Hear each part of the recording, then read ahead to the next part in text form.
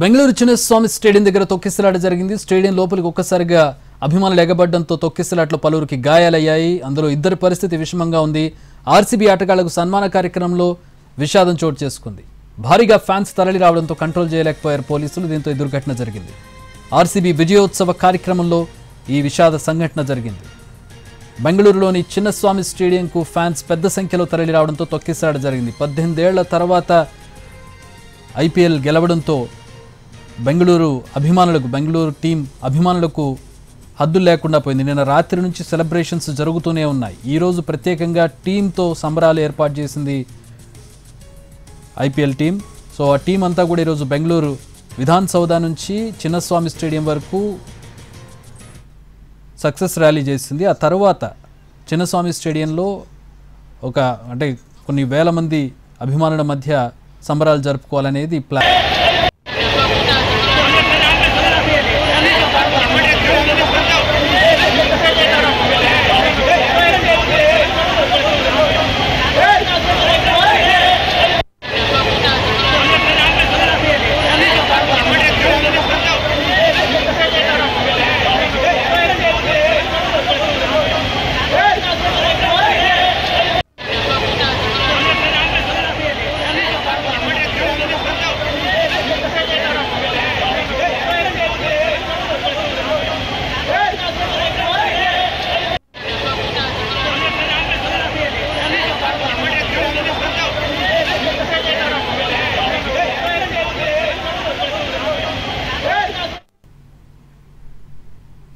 Right, again మా ప్రతినిధి ఆశ join అవుతున్నారు. Can you here me Asha? Audible వినిపిస్తుంది. అయితే చిన్నస్వామి స్టేడియంలో సంఘటన మనం చూస్తూ ఉన్నాము. అయితే విధాన సౌదాలో మీట్ పూర్తి చేసుకుని అక్కడి నుంచి ఓపెన్ బస్ లో రోడ్ షో ద్వారా వారు డైరెక్ట్ గా చిన్నస్వామి స్టేడియం కి రావడం జరుగుతుంది. ఇదే సందర్భంలో చిన్నస్వామి స్టేడియం దగ్గర భద్రతా బలగాలు ఏర్పాటు చేయడం జరిగింది. అయినప్పటికీ కూడా ఇప్పటికీ 6గురికి పైగా కూడా మృతి చెందినట్టుగా తెలుస్తోంది. 6గురు మృతి చెందారు. 15 మందికి తీవ్ర గాయాలవడంతో బెంగళూరుకి స్టేడియం కి అతి చేరువలో ఉన్నటువంటి బౌరింగ్ హాస్పిటల్ కి గవర్నమెంట్ హాస్పిటల్ కి షిఫ్ట్ చేయడం జరిగింది. బౌరింగ్ హాస్పిటల్లో సుమారుగా 15 మందికి పైగా కూడా చికిత్స పొందుతున్నట్టుగా స్పష్టంగా తెలుస్తుంది చక్రి.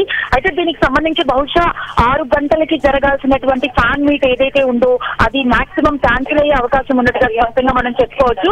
18 ఏళ్ల నాటి కళ నెరవేరిందంటూ అభిమానులందరూ కూడా తీవ్రమైనటువంటి ఉత్సాహాన్ని కనబరుస్తూ ఉన్నటువంటి పరిస్థితి ఇక్కడ బెంగళూరు చిన్నస్వామి స్టేడియం దగ్గర స్పష్టంగా కనిపిస్తూ ఉంది చక్రి. ఆశ, ఎందుకు అంటే నిన్న రాత్రి నుంచి సెలబ్రేషన్స్ జరుగుతూ ఉన్నాయి. ఈ రోజు టీం వస్తుంది అంటే ఖచ్చితంగా అభిమానులు చాలా మంది వస్తారు. వాళ్ళందరినీ రూటింగ్ చేయాల్సి ఉంటుంది, వాళ్ళందరినీ కంట్రోల్ చేయాల్సి ఉంటుంది. ఎక్కడ మిస్టేక్ జరిగింది? ఎందుకు ప్రాణాలు పోయే సరే తొక్కిసలాట జరిగింది, గాయాలై బయటపడ్డారంటే అనుకోవచ్చు. 6గురు చనిపోయే పరిస్థితి ఎందుకు వచ్చింది? బెంగళూరు పోలీస్ సరిగ్గా ప్లాన్ చేసుకోలేకపోయారా? సరిగ్గా ముందస్తుగా వాళ్ళకి సమాచారం లేదా? ఏం జరిగింది? ఎక్కడ ఫెయిల్యూర్? ఎగ్జాక్ట్లీ చక్రి మనం చూడొచ్చు. అయితే బెంగళూరు స్టేడియం కి సుమారుగా 9 గేట్లు ఉండడం జరుగుతుంది. 9 గేట్ల వద్ద కూడా పోలీస్ సిబ్బంది ప్రత్యేకమైనటువంటి బలగాల్ని తీసుకుని వచ్చారు. కానీ నిన్న రాత్రి అంతా ఉత్సాహంతో టపాసుల పేరుకి పార్టీ చేసుకోవడం జరిగింది. కానీ ఈ రోజు ఊహించని విధంగా ఇలాంటి సంఘటన చోటు చేసుకుందని మనం స్పష్టంగా చెప్పుకోవచ్చు. ఆ ఉత్సాహం అందరూ సంతోషాన్ని కాస్త ఇక్కడ తీవ్రంగా తొక్కిసలాటలోనే ఒకరికొకరు కొట్టుకొని ఇలాంటి సందర్భం ఏర్పడినటువంటి పరిస్థితి అయితే మనం క్లియర్ గా చూడొచ్చు చక్రి. ఊహించని పరిస్థితి ఆశ, ఇది నిజంగా ఊహించే పరిస్థితి కాదా? అభిమానులు వస్తారనే విషయం తెలియదా? చిన్నస్వామి స్టేడియం కెపాసిటీ ఎంతమంది వచ్చి ఉంటారు? ఎందుకు కంట్రోల్ కాలేదు? ఎక్కడ అంటే గేట్స్ దగ్గర జరిగిందా, లోపలికి ఎంటర్ అయ్యాక జరిగిందా, ఎక్కడ జరిగింది? అయితే సుమారుగా ఒక 10 మందికి పైగా కూడా జనాలు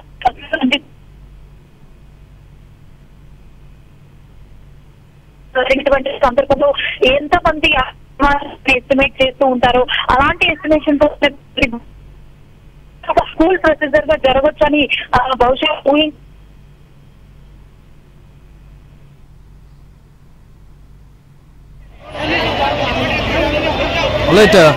మా ప్రతినిధి ప్రస్తుతం స్టేడియం దగ్గర ఉన్నారు. ఎక్కువ క్రౌడ్ ఉంది అక్కడ. సమ్ సిగ్నల్ ప్రాబ్లం కనపడుతుంది, టెక్నికల్ ప్రాబ్లం కనపడుతుంది. I get back to you Asha. So ప్రస్తుతం మనం విజువల్స్ చూస్తూ ఉన్నాం. హృదయ విదారకమైనటువంటి పరిస్థితి. ఒక ఉత్సవం జరగాల్సినటువంటి, ఒక సెలబ్రేషన్ జరగాల్సినటువంటి ప్రాంతంలో మృత్యు హేళ కనపడుతోంది. అక్కడ హాహాకారాలు వినపడుతూ ఉన్నటువంటి పరిస్థితి 6గురు చనిపోయారు, దాదాపు 30 మంది గాయపడ్డారు, అందులో 10 మంది ఐసీయూలో ఉన్నట్టుగా తెలుస్తోంది. దగ్గరలోని హాస్పిటల్కి తరలించి వాళ్ళందరికీ కూడా చికిత్స అందిస్తూ ఉన్నారు. తెలిసిన వాళ్ళు సిపిఆర్ తెలిసిన వాళ్ళందరూ కూడా అక్కడ అప్పటికప్పుడు వాళ్ళందరికీ కొంతమందికి సిపిఆర్ చేశారు. సాధారణంగా తొక్కిసలాట్లో కార్డియాక్ అరెస్ట్ జరుగుతూ ఉంటుంది. తొక్కిసలాట్లో ఊపిరాడకపోవడం లేదంటే గుండె ఆగిపోవడం లాంటివి జరుగుతూ ఉంటాయి. సో ఇమీడియట్గా సిపిఆర్ చేస్తే ప్రాణాలు నిలబడే అవకాశం ఉంటుంది. సో సిపిఆర్ కూడా కొంతమంది చేస్తూ ఉన్నారు అక్కడ తెలిసిన వాళ్ళు.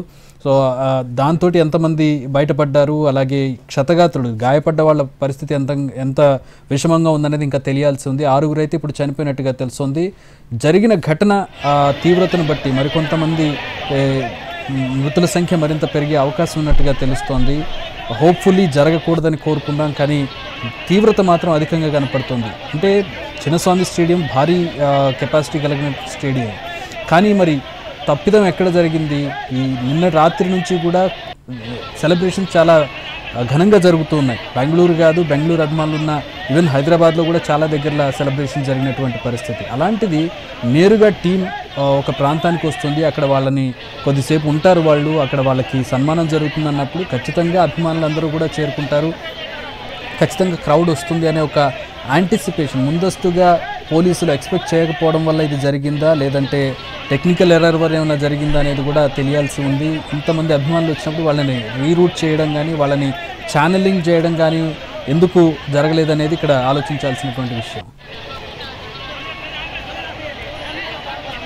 ప్రస్తుతం కర్ణాటక మంత్రి డికే శివకుమార్ మాట్లాడుతున్న లైవ్ చూద్దాం. The entire Karnataka is excited. We are very happy to all the Karnataka youngsters and all the section of the people from old age to youngsters. They prayed, they loved, they gave their strength, and after 18 years long we could succeed. And I would like to congratulate Mr. Kohli, who stood like a rock for this. His loyalty to Karnataka has paid royalty. He has given his heart, he has given his love, he has given his youth and all his strength to this success. I hope this will be the beginning, and days to come, the years to come, we are going to achieve the same cup remains with RCB.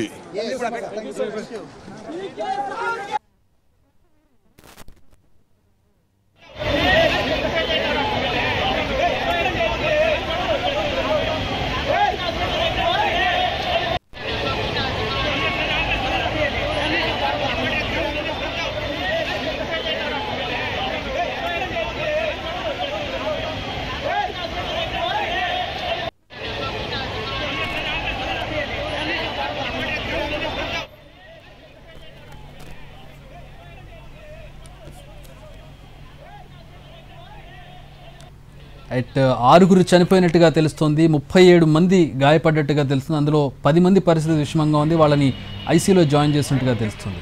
Updates మా correspondent Ravi join అవుతున్నారు అందించడానికి. రవి,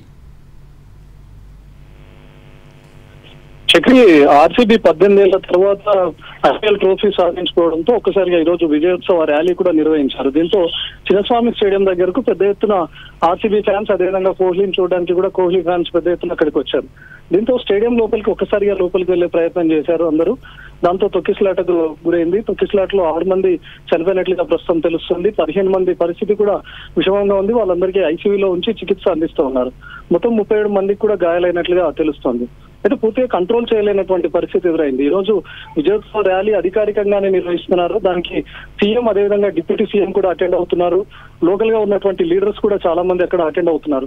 ఇంత పెద్ద ఎత్తున అంటే CM కూడా attend అవుతున్నటువంటి విజయోత్సవ ర్యాలీకి పోలీసులు మాత్రం అక్కడ బందోబస్తును ఏర్పాటు చేయడం కానీ, లేకపోతే పెద్ద ఎత్తున క్రౌడ్ గ్యాదర్ అయితే వాళ్ళను కంట్రోల్ చేయడం, ఏ విధంగా కనీసం బ్యారికేడ్స్ ఏదైనా ఏర్పాటు చేయడం, బ్యారికేడ్స్ ద్వారా చిన్నస్వామి స్టేడియం లోపలికి ఈ క్రౌడ్ అంతా పంపించడం, ఇలాంటి ఏర్పాట్లు ఏవి చేయకపోవడంతోనే ఈ ఘటన జరిగినట్టుగా తెలుస్తుంది.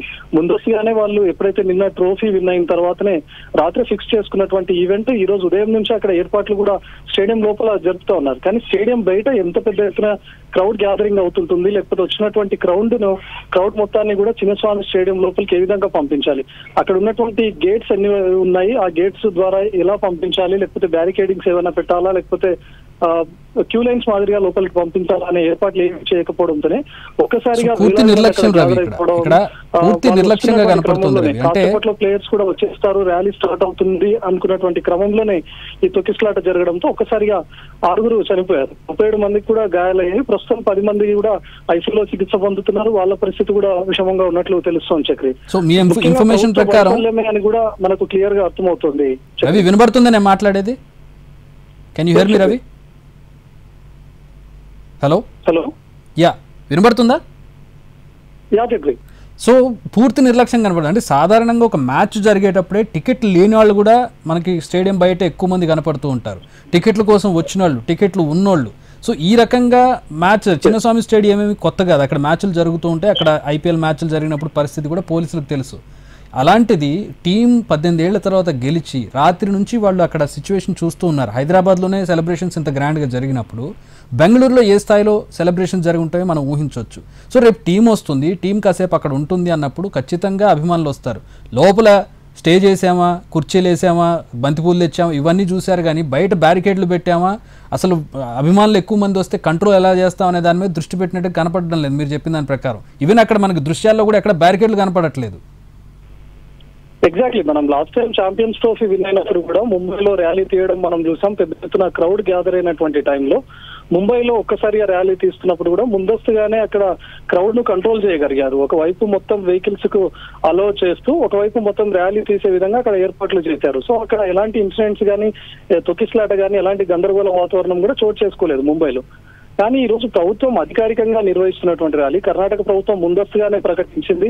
ఈ రోజు సాయంత్రం 5 గంటలకు ప్రారంభం అవుతున్నటువంటి ఈ విజయోత్సవ ర్యాలీలో సీఎం అదేవిధంగా డిప్యూటీ సీఎం కూడా పాల్గొంటారు అని కూడా తెలుసు. ముందస్తుగానే పోలీసులకు కూడా సమాచారం ఉంది.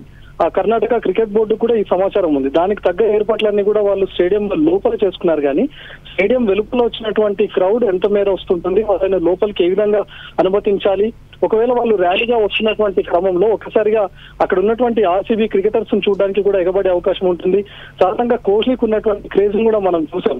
సో కోహ్లీకి ఉన్నటువంటి క్రేజ్ మిగతా రాష్ట్రాల్లోనే పెద్ద ఎత్తున ఉంటుంది. అలాంటిది ఆర్సీబీకి ఈ రోజు కర్ణాటకకు 18 ఏళ్ల తర్వాత తను ట్రోఫీ తీసుకుని వచ్చిన తర్వాత ఎంత స్థాయిలో క్రౌడ్ గ్యాదర్ అవుతారు అనేది కూడా వాళ్ళు ఈజీగానే కౌంట్ చేసుకోవచ్చు. సో వేలాది మంది క్రౌడ్ వచ్చినటువంటి క్రమంలో చిన్నస్వామి స్టేడియం లోపలికి ఏ విధంగా అనుమతించాలి, స్టేడియం లోపలికి ఎన్ని గేట్స్ ఉంటాయి, ఏ గేట్ ద్వారా ప్లేయర్స్ ని అలో చేయొచ్చు, లేకపోతే ర్యాలీగా వస్తున్నటువంటి క్రమంలో సీఎం కూడా ఉంటారు కాబట్టి ప్లేయర్స్ అదేవిధంగా సీఎం డిప్యూటీ సీఎం వీవీఐపీలు వచ్చేటటువంటి మార్గాన్ని మొత్తం ఒక గేట్ గా పెట్టుకొని మిగతా గేట్ మార్గాన ఈ క్రౌడ్ అంతా ఏ విధంగా అలో చేయాలి, ఇలాంటి ఏర్పాట్లు ఏవీ లేకపోవడం కారణంగానే ఒక్కసారిగా తొక్కిసలాట కూడా చోటు చేసుకున్నట్లుగా తెలుస్తుంది. వేలాది మంది ఒక్కసారిగా గ్యాదర్ అయినటువంటి క్రమంలో కూడా వాళ్ళు ఏమాత్రం కంట్రోల్ చేయలేకపోయారు. గ్యాదర్ అయినటువంటి క్రౌడ్ కూడా షఫుల్ చేయడం, అంటే కొంతమందిని అందరినీ కూడా గేట్ నెంబర్ 2, 3, 4 ఆ విధంగా అలో చేస్తున్నా కూడా క్రౌడ్ కాస్త తగ్గేది. ఒక్కసారిగా ఒకే గేట్ ద్వారా అందరూ లోపలికి వెళ్ళడానికి ప్రయత్నించడంతోనే ఈ క్రౌడ్ తొక్కిసలాట కూడా చోటు చేసుకుంది. వీళ్ళంతా అప్పటికప్పుడు గ్యాదర్ అయినటువంటి క్రౌడ్ కూడా కాదు. ఈ రోజు ఉదయమే సమాచారం ఉంది కాబట్టి సాయంత్రమే ప్లేయర్స్ వస్తారు అన్నటువంటి టైంలోనే కేవలం కర్ణాటక అక్కడ చిన్నస్వామి బెంగళూరులోనే కాకుండా కర్ణాటకలోని ఇతర ప్రాంతాల నుంచి కూడా ఉదయం నుంచి ఇతర ప్రాంతాల నుంచి కూడా చిన్నస్వామి స్టేడియం వద్ద వచ్చి గ్యాదర్ అయినటువంటి వాళ్ళు కూడా ఉన్నారు చక్రి. అంత పెద్ద ఎత్తున గ్యాదర్ అయినటువంటి క్రమంలో వాళ్ళను ఏ విధంగా లోపలికి అనుమతించాలి, ఒకవేళ ర్యాలీ జరపాలా వద్దా అనేది కూడా పోలీసులు నిర్ణయం తీసుకోవాల్సి ఉంటుంది. ఎందుకంటే అంత పెద్ద ఎత్తున గ్యాదర్ అయినటువంటి క్రమంలో ర్యాలీ జరుగుతున్నటువంటి క్రమంలో కూడా ఈ తొక్కిసలాట చోటు చేసుకుంటే మరిన్ని ప్రాణాలు కూడా పోయాయి. ప్రస్తుతం మనం చూస్తున్నటువంటి టైంలో కూడా చూడొచ్చు, ఒకరిపైన ఒకరు ఆల్రెడీ కింద తొక్కిసలాట గురై కింద కొంతమంది చనిపోయినటువంటి క్రమంలో కూడా వాటన్నిటిని లెక్క చేయకుండా కేవలం అక్కడ ఉన్నటువంటి ఆర్సీబీ ప్లేయర్స్ చూడాలి, లేకపోతే కోహ్లీ దగ్గర నుంచి చూడాలి. అంటే ఇప్పుడు కొన్ని వేల మంది లక్షల మంది అటెండ్ అయ్యే కార్యక్రమాల్లో ఒక మాబ్ మెంటాలిటీ వచ్చేస్తుంది. సాధారణంగా కింద ఏం జరుగుతుంది, ఎవరు కింద పడ్డారని చూసే పరిస్థితి ఉండదు. వీళ్ళ రంది వీళ్ళకే ఉంటుంది. అసలు బేసిక్ ప్రాబ్లం కూడా అదే. అక్కడ ఏమి పట్టించుకోరు కాబట్టి ఇట్లాంటి ఘటనలు జరుగుతూ ఉంటాయి. ఎంతమంది వస్తున్నాము, ఎక్కడికి వెళతాము అనే ఒక అది ఉండదు. ఎక్కడికి వెళుతున్నాము, ఎవరిని చూడాలనుకుంటున్నాం అని తప్పితే. సో ప్లాన్ చేయాల్సింది ప్రభుత్వం, ప్లాన్ చేయాల్సింది అధికారులు, ప్లాన్ చేయాల్సింది అక్కడ పర్టికులర్ డిపార్ట్మెంట్స్. అక్కడ స్పష్టంగా నిర్లక్ష్యం కనపడుతుంది. మనకి విజువల్స్లో చూస్తే ఒక్క దగ్గర బ్యారికేడ్ కనపట్టలేదు రవి. మనకి ఒక్క దగ్గర బ్యారికేడ్ కనపట్టలేదు, ఎక్కువ మంది పోలీసులు కనపడడం లేదు. సీఎం అటెండ్ అయ్యేటటువంటి ఒక ప్రోగ్రామ్కి ఎంత గట్టి బందోబస్తు ఇవ్వాలి, ఎలా ఛానల్ చేయాలనే దానికి సంబంధించి ఖచ్చితమైన ప్లానింగ్ ఉండాలి. కానీ ఖచ్చితంగా పోలీసుల వైఫల్యం అయితే కనపడుతుంది 6 చనిపోవడంలో. ఏంటి గాయపడ్డ వాళ్ళ పరిస్థితి ఏంటి? 10 మంది ఐసీయూలో ఉన్నట్టుగా తెలుస్తోంది రవి. చెప్పి సాధారణంగా ఏదైనా షాపింగ్ మాల్ ఓపెనింగ్ జరుగుతున్నటువంటి టైంలో ఏదైనా హీరో గానీ హీరోయిన్ ఇలాంటి వాళ్ళు అటెండ్ అయినటువంటి క్రమంలో ఎంతమంది క్రౌడ్ గ్యాదర్ అవుతారు అనేది ముందస్తుగా అంచనా వేయలేదు. పోలీసులు కూడా అప్పటికప్పుడు గ్యాదర్ అయినటువంటి క్రౌడ్ మాత్రం చెల్లాచెదురు చేసే అవకాశం ఉంటుంది. కానీ ఇది ఆల్రెడీ ప్రీ ప్లాన్డ్ గా ప్రభుత్వం అధికారికంగా నిర్వహించినటువంటి కార్యక్రమం. సో ముందస్తుగానే వీళ్ళకి సమాచారం ఉంది, ముందస్తుగానే వాళ్ళు ఒక అంచనా కూడా వచ్చి ఉంటారు ఎంతమంది ఇక్కడ గ్యాదర్ అవుతారని. ఒక మ్యాచ్ జరిగితేనే ఎంతో మంది చూడడానికి వచ్చేటటువంటి వాళ్ళలో దాదాపు 10 నుంచి 20% క్రౌడ్ కూడా మనం స్టేడియం వెలుపల చూస్తుంటాం. అలాంటిది ఈ రోజు కప్ గెలిచిన తర్వాత వస్తున్నటువంటి క్రమంలో కోహ్లీ తర్వాత ఈ రోజు ఆర్సీబీకి కప్ తీసుకొని వస్తున్న ఎంత పెద్ద ఎత్తున క్రౌడ్ గ్యాదర్ అవుతారు అనేది పోలీసులు ఈజీగానే అంచనా వేయొచ్చు. దానికి తగ్గట్లుగా కూడా ఏర్పాట్లు చేయొచ్చు. ఆన్ ఆఫ్ సడన్ గా ఈ రోజు కర్ణాటక క్రికెట్ బోర్డు తీసుకున్నటువంటి నిర్ణయం కాదు, లేకపోతే కేవలం చిన్నస్వామి స్టేడియంకే పరిమితం చేసినటువంటి కార్యక్రమం కూడా కాదు. ఇది ప్రభుత్వం అధికారికంగా ఏర్పాటు చేసి ఈ రోజు విజయోత్సవంగా ర్యాలీగా రావడం, ఆర్సీబీ వాళ్ళ ప్లేయర్స్ అంతా కూడా ఓపెన్ టాప్ బస్ లో ఉండడం, వాళ్ళతో పాటు కర్ణాటక సీఎం అదేవిధంగా డిప్యూటీ సీఎం కూడా వాళ్ళతో పాటు యాడ్ అవుతారు అన్నటువంటి టైంలో చాలా పెద్ద ఎత్తున గ్యాదర్ చేసి అదేవిధంగా పోలీస్ బందోబస్తును కూడా 100 మందిని ఒకవైపు వెహికల్స్ ర్యాలీకి విజయోత్సవ ర్యాలీ వస్తున్నటువంటి క్రమంలో వాహనదారులకు కూడా ఇబ్బంది కలగకుండా ఒకవైపు అంతా వెహికల్స్ వెళ్లే విధంగా డైవర్షన్ పెట్టేయడమా, లేకపోతే చిన్నస్వామి స్టేడియం చుట్టుపక్కల అంతా కూడా డైవర్షన్ పాయింట్స్ పెట్టి కేవలం వెహికల్స్ రాకుండా విజయోత్సవ ర్యాలీకి మాత్రమే అనుమతించే విధంగా.